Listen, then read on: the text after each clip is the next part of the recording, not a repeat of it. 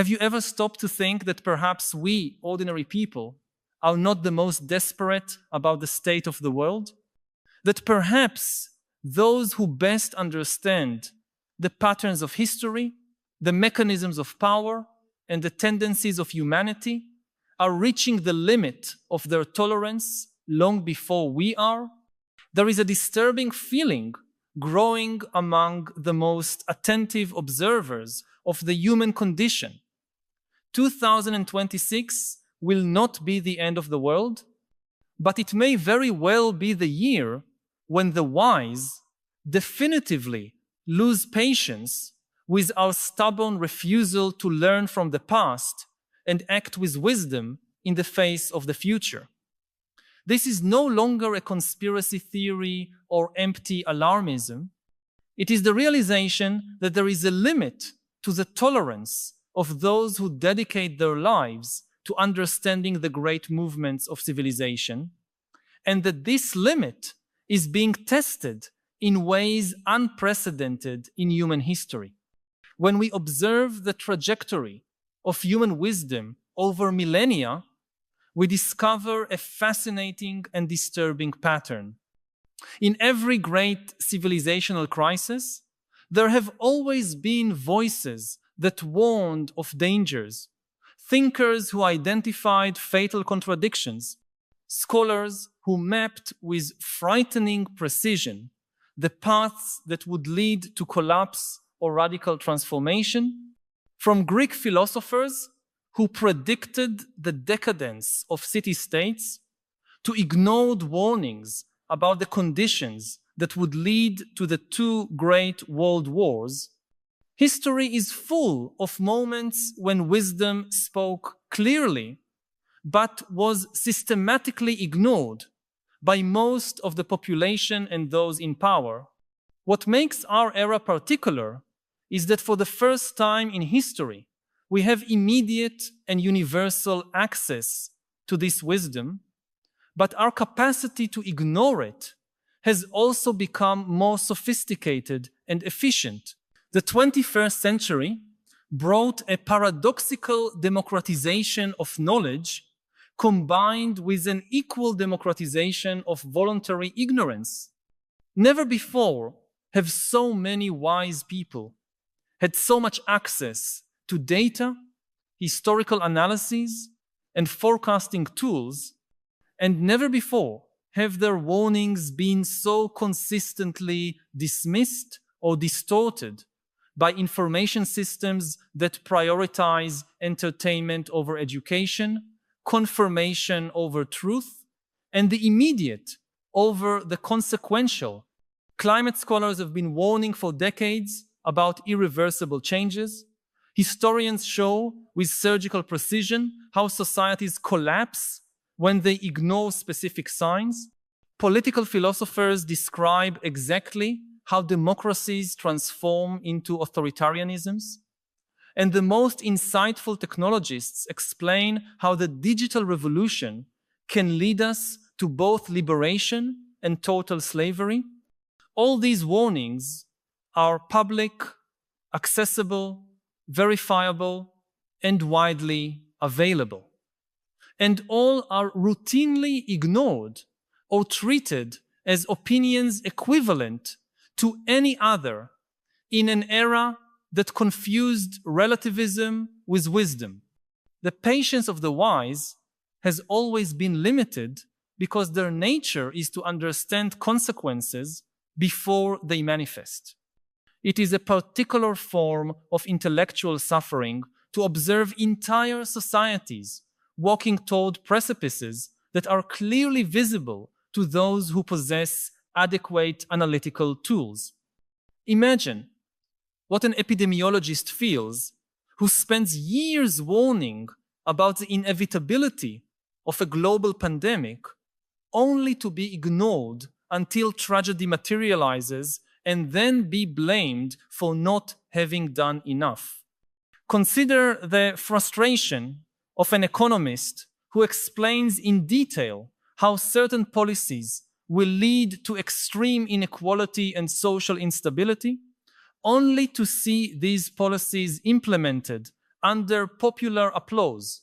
Think of the silent despair of a historian who recognizes precise patterns of polarization and radicalization that always preceded violent conflicts, but who is accused of pessimism when trying to share this knowledge with a society addicted to superficial optimism. The year 2026 emerges in this analysis not as a prophetic date, but as a symbolic milestone calculated based on the convergence of multiple trends that the most attentive observers have been tracking for decades. It is the moment when several crises that have been gestating over the last 15 years may simultaneously reach critical points. The climate crisis surpassing thresholds of irreversibility that have been clearly mapped by science, the democratic crisis reaching levels of polarization that historically precede institutional ruptures, the technological crisis reaching stages of power, concentration, and social manipulation that may make democratic resistance practically impossible, and the economic crisis achieving levels of inequality that always, in all documented history, resulted in massive social convulsions.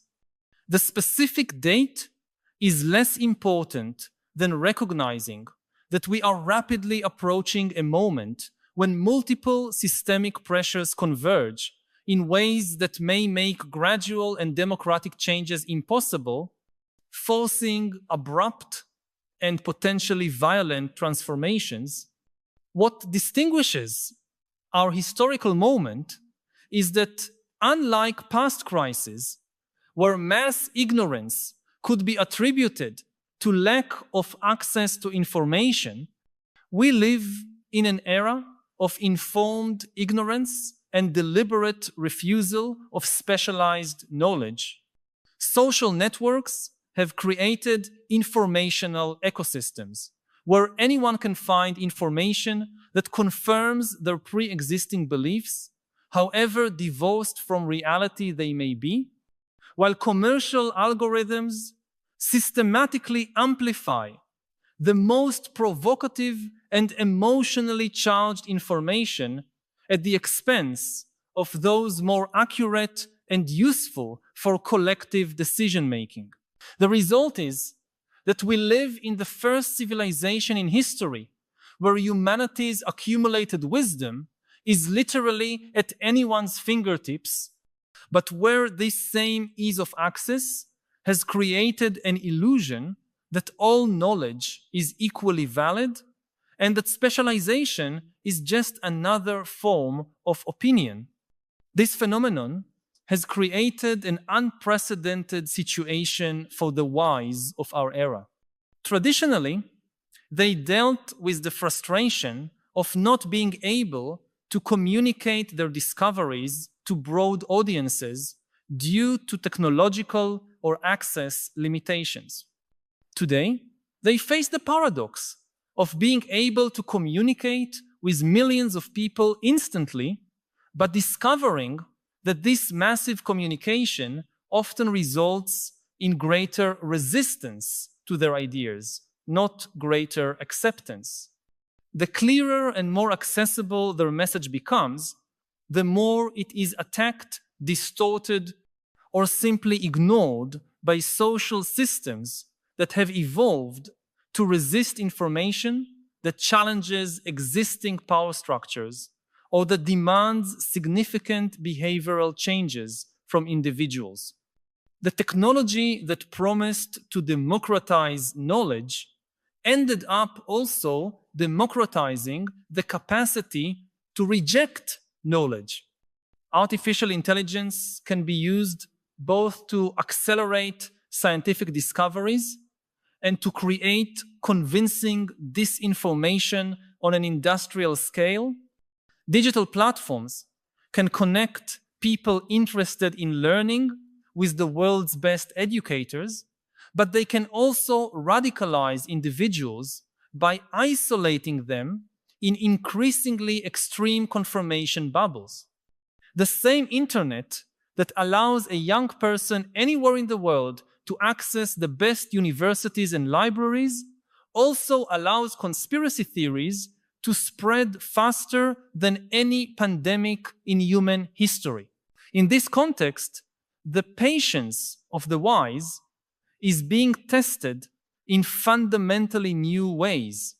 This is not just the traditional frustration of having advanced ideas that take time to be accepted by society.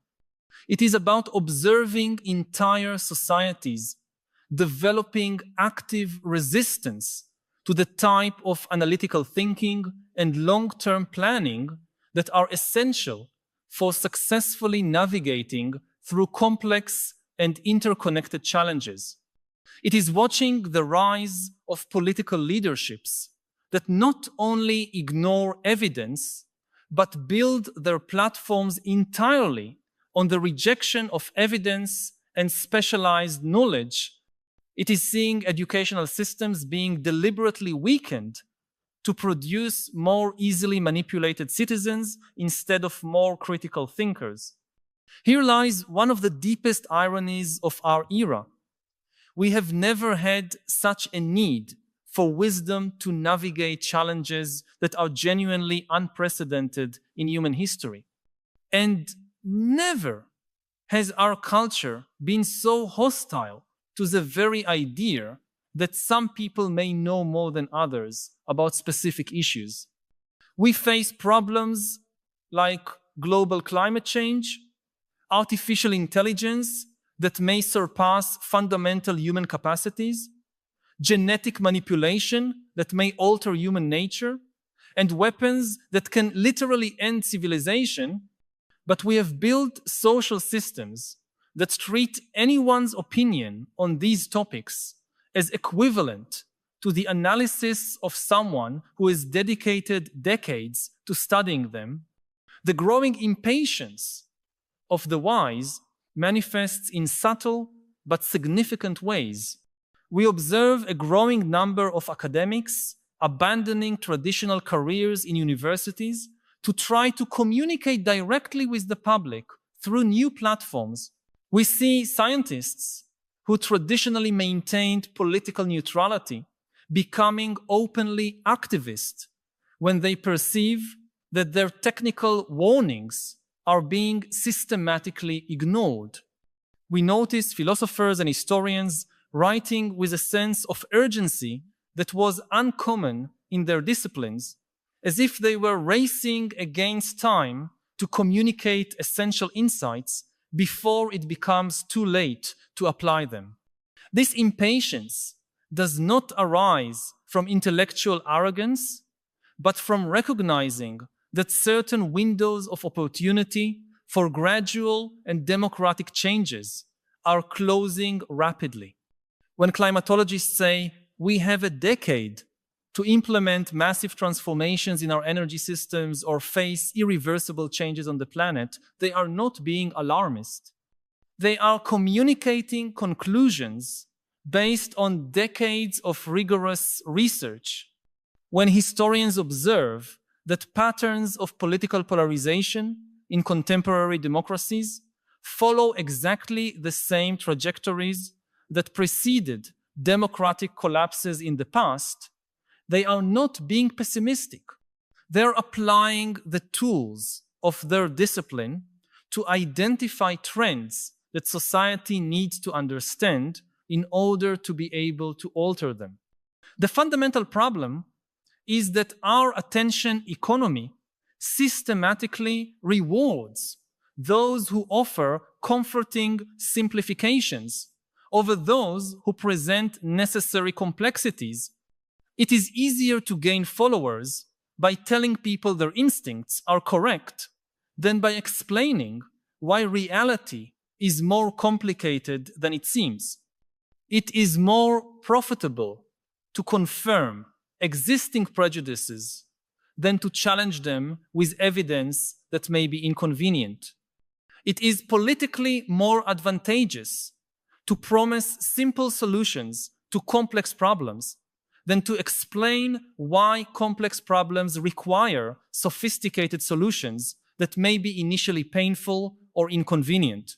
When we reach the point where expertise is viewed with suspicion and where doing your own research is considered equivalent to years of formal training and peer review, we create conditions where humanity's collective wisdom can no longer be effectively applied to humanity's collective challenges. This is not an abstract or academic problem.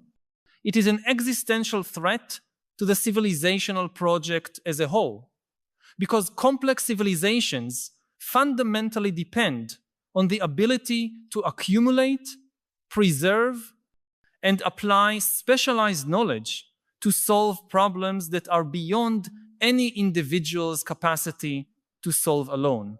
The date 2026, therefore, represents less a specific prediction than a recognition that we are rapidly approaching a moment when the accumulation of neglected crises may overcome our collective capacity for democratic and gradual response. It is when the patience of those who have dedicated their lives to understanding these patterns may finally be exhausted, not necessarily because they give up trying to help, but because the windows of opportunity for solutions that preserve both freedom and stability may have closed. Here we arrive at a disturbing question that is rarely discussed openly. What if the wise of our era decide that democracy as we practice it has become incompatible with civilizational survival? What if they conclude that systems that allow scientific truths to be treated as matters of political opinion are systems that cannot adequately deal with existential threats? This is not an advocacy for authoritarianism, but a recognition that systemic pressures may force choices that no one wants to make. Historically, when societies faced existential threats, there have always been tensions between freedom and survival, between slow democratic processes and needs for quick and coordinated action. The difference in our era is that threats are simultaneously more complex, more interconnected, and more urgent than anything humanity has ever faced, while our collective decision-making systems have become less capable of processing complex information and acting based on evidence rather than emotion. The impatience of the wise may manifest in various ways. Some may withdraw completely from public debate, concluding that their energies are better invested in preparing small groups to navigate what is coming instead of trying to save a civilization that does not want to be saved. Others may radicalize in the direction of defending systemic changes so profound that they challenge fundamental assumptions about how our societies should function.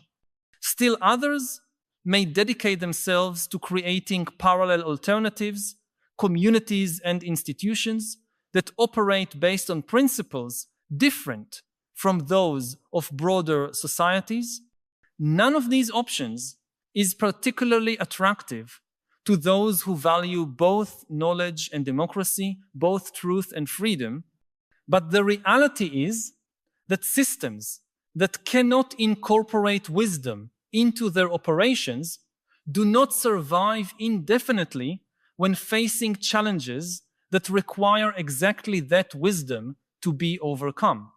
This brings us to the center of our era's dilemma: how to preserve democratic values in a world where the most important decisions for humanity's future require levels of specialized knowledge that are beyond most people's reach, and where dominant communication systems are actively hostile to the faithful transmission of that knowledge.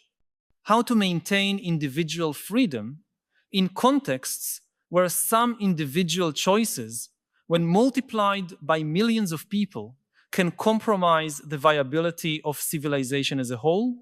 These are not merely theoretical questions, they are practical dilemmas we are facing now. When algorithms developed by a few dozen engineers can influence the beliefs of billions of people in ways that these engineers themselves do not fully understand, what kind of governance system can adequately handle that power? When climate change requires massive economic transformations that will affect all aspects of human life, but implementing these transformations voluntarily seems politically impossible in most democracies, what alternatives exist beyond authoritarian impositions or chaotic collapses? Traditional wisdom always taught that education is the answer to these dilemmas. If people understand problems better, they will make better choices. But what happens when educational systems themselves are captured by interests that benefit from maintaining ignorance? What happens when education itself becomes a political battlefield where teaching children to think critically is seen as indoctrination by groups that prefer them to learn to obey without questioning?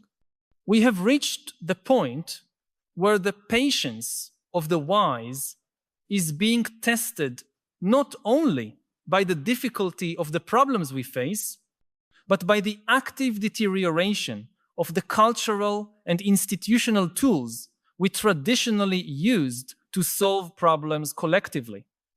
It is one thing to face a difficult challenge with functional institutions. It is something completely different to face multiple existential challenges simultaneously, while the very institutions that should help us face them are being deliberately sabotaged.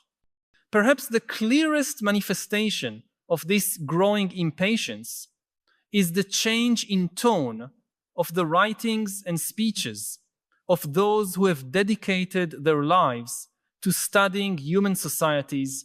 There is a growing urgency, a frankness that sometimes borders on despair, a willingness to say inconvenient truths that previously would have been communicated in more diplomatic ways.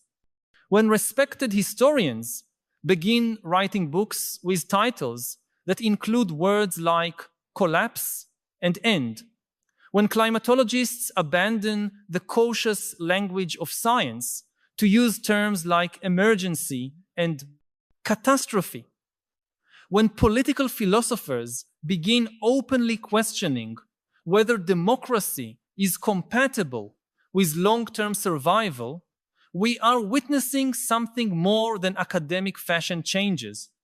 We are seeing evidence that those most qualified to assess our collective situation are reaching alarming conclusions. The central paradox of our era is that we have never needed collective wisdom more, and we have never had more difficulty accessing and applying it. We have the technical knowledge necessary to solve most of the problems we face. We know how to create sustainable energy systems. We know how to build more just economies. We know how to educate people to think critically. We know how to design technologies that enhance rather than diminish human capacity to make good choices. We know how to create institutions that are simultaneously democratic and effective. What seems beyond our capabilities is collectively implementing this knowledge in the face of systemic resistances that have become more powerful than the forces that traditionally promote positive change. I need to pause for a moment and ask you directly, When you observe the world around you, do you feel this same growing tension between what we know we need to do and what we seem collectively capable of doing? Do you recognize this particular frustration of seeing clear solutions to urgent problems, but also seeing how these solutions are systematically blocked or distorted by forces that benefit from maintaining the problems? Many of us carry this anxiety in silence, wondering if we are the ones seeing things in an excessively dramatic way, or if we are really living a historical moment unique in its complexity and urgency. If this tension resonates with your experience, share in the comments. I recognize this urgency when your perspective can help others feel less alone in this perception that something fundamental needs to change in how we make collective decisions, and that the time for these changes may be more limited than we would like to admit. The response of the wise to our current situation will not be uniform. Some will continue in the classical tradition of teaching and writing, trusting that important truths eventually find their way to practical application. Others may embrace more direct forms of activism, using their credentials and knowledge to influence politics in ways they traditionally avoided. Still others may focus on creating alternative models on a small scale, demonstrating that different ways of organizing societies are not only possible, but superior to dominant models. But there is also the most disturbing possibility that a significant portion of our era's wise may simply withdraw from the project of trying to reform or save existing societies, not out of cynicism or selfishness, but from a cold analysis that their limited energies may be better invested in other projects. This would represent a fundamental historical shift, because traditionally, the most capable intellectuals of a society dedicate at least part of their energies to improving that society. If this relationship is broken, the consequences for democratic society's capacity for self-correction and adaptation would be profound and potentially irreversible. The year 2026, in this analysis, marks less the end of the world than the end of a particular era of optimism about democratic society's capacity to adapt quickly enough to deal with challenges that require both technical expertise and global coordination. Not necessarily because these challenges are impossible to solve, but because the political and cultural obstacles to solving them may have become insurmountable within existing institutional frameworks. This does not mean we should embrace pessimism or resignation. It means we need to be honest about the magnitude of changes that may be necessary and about how little time may remain to implement them through gradual and consensual processes. It means recognizing that preserving the values we most cherish may require profound changes in the structures and processes through which we try to realize them. One of history's most important lessons is that civilizations do not die because they face problems impossible to solve. They die because they lose the capacity to apply the solutions they already possess. Our era may be approaching a definitive test of this capacity. The question is not whether we have the technical knowledge necessary to build a sustainable and prosperous future. The question is whether we have the collective wisdom necessary to use that knowledge before it is too late. The exhaustion of the wise's patience, if and when it occurs, will not be a sudden event, but a gradual process that may have already begun. It will be marked by subtle changes in the tone and focus of those whose opinion should matter most in public policy issues. It will be visible in the growing willingness of respected academics to make statements they would previously have considered improperly alarmist. It will be evident in the increase in the number of highly qualified people who choose to leave traditional institutions, to create alternatives, or simply to protect their own families and communities. And perhaps ironically, it will only be when we begin to lose access to the wisdom of those most capable of helping us navigate our current situation that broader society will begin to perceive the value of what it was rejecting. But at that point, the window of opportunity for gradual and democratic changes may have already closed, forcing choices between freedom and survival that no one should have to make. The true tragedy of our era may not be that we face unsolvable problems, but that we possess the solutions and choose not to apply them until it is too late to apply them peacefully. And the greatest irony may be that in the name of preserving our freedom to ignore inconvenient evidence, we may end up losing freedom completely. There is still time to avoid these scenarios, but that time is limited and running out rapidly. The question that remains is whether we will manage to recognize and act on this reality before those most capable of helping us do so definitively lose patience with our collective refusal to grow as a species. If you recognized yourself in these reflections on the weight of unapplied knowledge and the frustration of seeing clear solutions being systematically ignored, I invite you to be part of a community that values the search for wisdom in difficult times. By subscribing to the channel, you will join others who understand that profound questions require careful thought and that humanity's future may depend on our capacity to collectively apply the best of our knowledge to the greatest challenges of our era.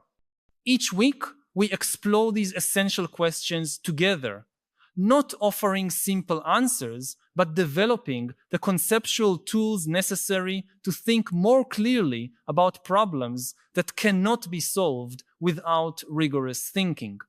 We are not alone in this search for understanding in an era of deliberate confusion. Subscribe to continue this crucial journey together toward a wisdom more adequate to the extraordinary and urgent times in which we live.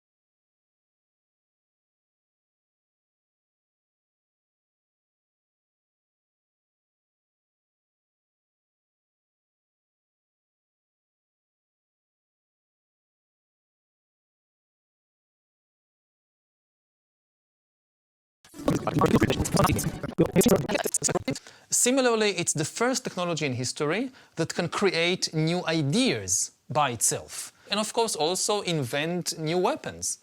So it's like a nuclear bomb that can invent a more powerful nuclear bomb that can invent an even more powerful nuclear bomb. It doesn't have to go in that direction. It's not inherently evil or bad. It has a lot of positive potential. It could provide us with the best healthcare in history. It could help us prevent catastrophic climate change. And this is really just the beginning of the process. You know, if you think about the evolution of organic beings, so it took billions of years to get from amoebas to dinosaurs. Digital evolution is millions of times faster. And if GPT-4 or ChatGPT, this is the amoeba, so how would the T-Rex look like? Yeah. Well, I mean, you're right that it won't be what we imagine, that it won't be like in Matrix or Terminator, where artificial intelligence will roam the streets and kill people. No. But so what will it look like? I mean, what are the potential dangerous outcome? It's not like there is one big computer somewhere that is trying to take over the world. AIs, we need to think about them as millions, potentially billions, of new non-human agents that fill more and more positions in more and more systems, bureaucracies, corporations, armies, governments. Again, making decisions about the world and about our life. And we, in the process, not just losing our power, but losing the ability to understand the world. Because increasingly we don't understand how these things make decisions. We don't understand these extremely complex systems. I mean, what we have seen already in recent years is that AIs are taking over to some extent our culture, our society, the conversation. You know, on social media, some of the most important decisions about what kind of content to promote is being taken by algorithms.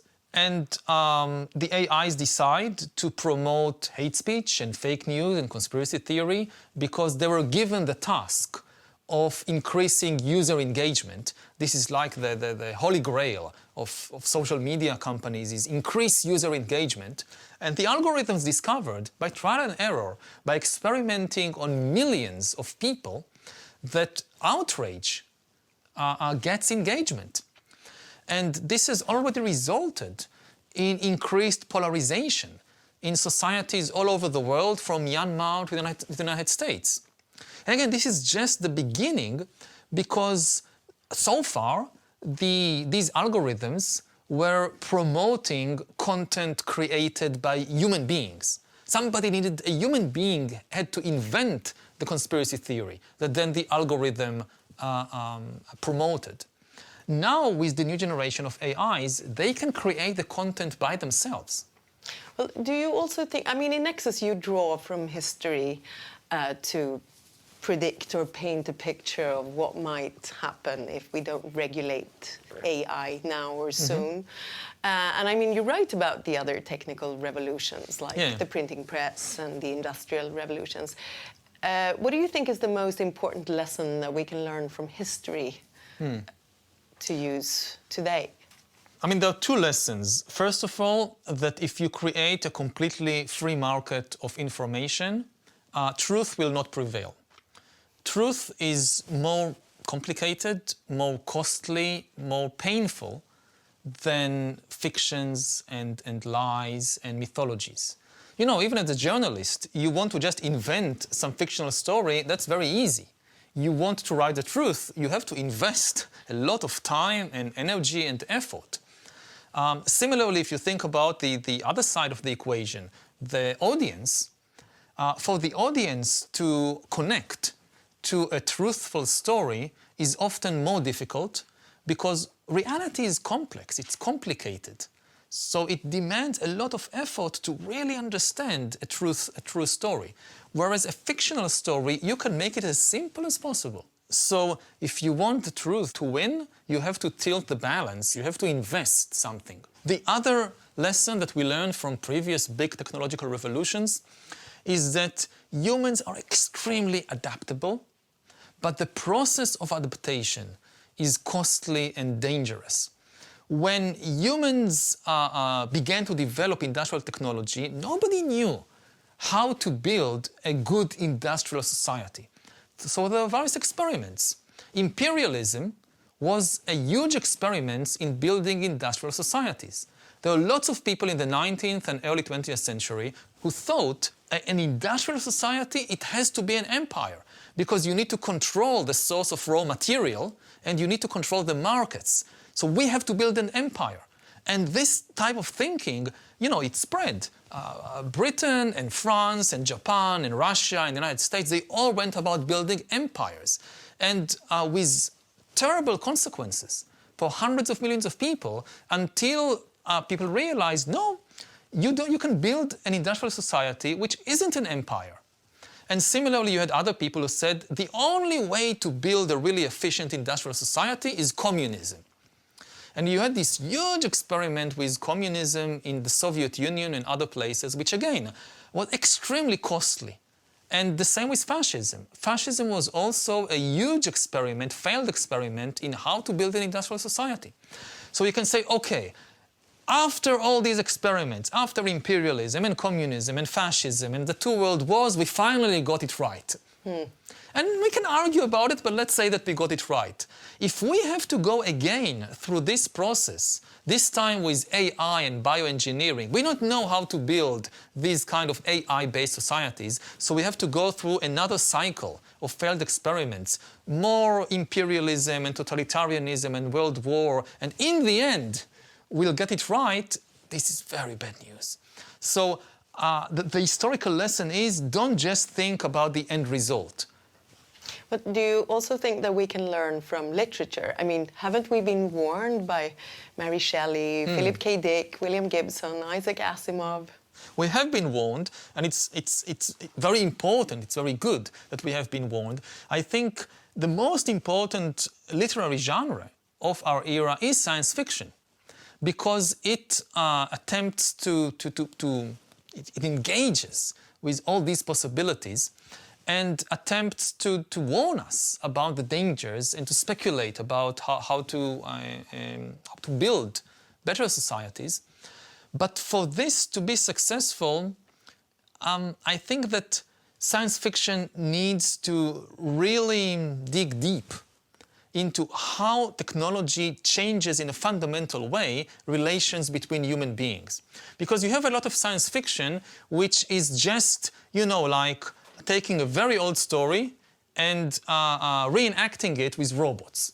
So you can do like Romeo and Juliet with robots, or in space with laser guns and spaceships, and it is still Romeo and Juliet. I mean, it doesn't tell you anything new about how humans relate to each other. But you also write that we need more fiction about bureaucracy. Yeah, this is, I think, the biggest lacuna in art, is that art is not very good in explaining bureaucracy. We have Kafka. We have Kafka, we have Catch-22. It's not completely missing. But if you look, say, at the big it's blockbusters. not the bestsellers, no. Yes, it's not the bestsellers, it's not the blockbusters. And this is a problem, because our life is managed mainly by bureaucratic systems. But then when we open the television and we watch a TV series about politics, it's likely to ignore the bureaucracy and instead to tell us a medieval or even Stone Age story about dynastic politics. The focus is on a family or a couple of families and the kind of basic biological dramas that characterize competition within or between families. So you have something like Succession, with the kids competing for the attention of the father. This is a very important story, which was crafted by evolution already millions of years before there were humans. This is chimpanzee stuff. They know it also. And it's not a good guide for how politics in the 21st century actually happens. Because if we don't have these kinds of stories, then people don't understand the world. They easily fall victim to conspiracy theories about, the deep state and all these, cabals that control the world, but in fact it's bureaucracy, it's not conspiracy. And it also makes it more difficult for us to change the system. You feel helpless. Evolution kind of prepared us for death by a tiger, not for death by a document. No. And today, a lot more people are dying because of documents than because of tigers. Yeah. So, are you positive, are you optimistic, or are you pessimistic for our future? I know it's a hard question. I try to be a realist. I mean, basically optimism is like saying, oh, everything will be okay. And pessimism, no, we are all doomed. Both these positions, they make us abdicate responsibility. Because if in the end everything will be okay, why bother? You don't need to take action. And it's the same if we are doomed, so why waste whatever little time we have on taking action? Realism is understanding that we have, as human beings, as a human species, we still have the resources, the technology, the wisdom to deal with major challenges, whether it's climate change or whether it's the rise of AI. Again, for instance, when I think about climate change, one of the things that people should realize is what is the cost of preventing catastrophic climate change? What size of a check do you need to write if you want to solve this? How much money? And nobody knows for sure, but the best estimates we have, something like 2%, 3%, maybe 5% of global GDP. Now, this is a lot, but it's completely doable. If I told you it's 50%, then forget it. We are not going to do it. It's not like if you're a dinosaur 65 million years ago, when the asteroid comes, then don't bother. I mean, there is nothing you can do about it. But we are not like the dinosaurs. To shift even 5% of our resources from one aim, one field to another, this is what politicians do all the time. Well, Professor Harari, it was a pleasure talking to you. Thank you so much. Thank you.